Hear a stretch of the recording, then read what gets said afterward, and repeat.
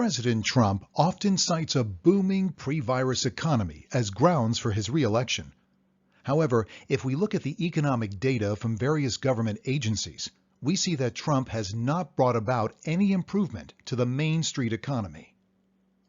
Three commonly cited indicators of economic growth are the gross domestic product, GDP, the stock market, and the rate of unemployment. GDP is the total dollar value of all goods and services produced in the U.S.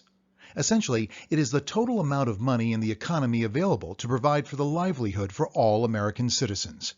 The Dow, NASDAQ, S&P, etc. are all indicators of the value of common stocks in the market. The stock market is thought to increase with favorable economic conditions. Finally, the number of unemployed as a percentage of the labor force is a direct measure of the ability of the economy to provide jobs for the American public. Let's review, individually, the changes in these three indicators over the last 12 years.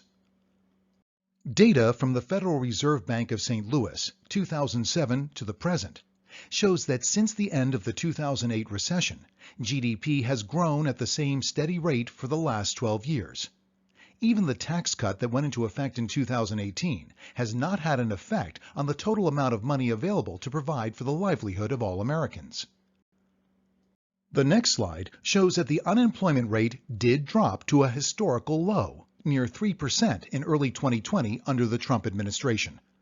However, the data also shows that this was simply a continuation of the trend, which started a decade earlier in 2010, with no change in trajectory since his election in 2016.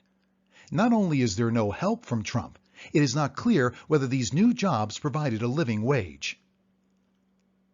The recent improvement in the stock market is very clear.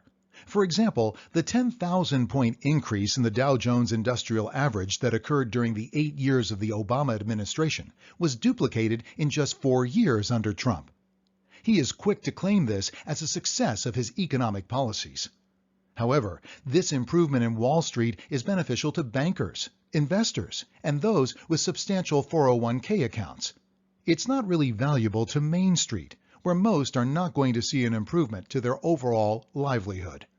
In addition, who would dare to suggest they themselves caused an improvement in the stock market, which not only has a mind of its own, but also drops as quickly as it rises, and for equally unknown reasons?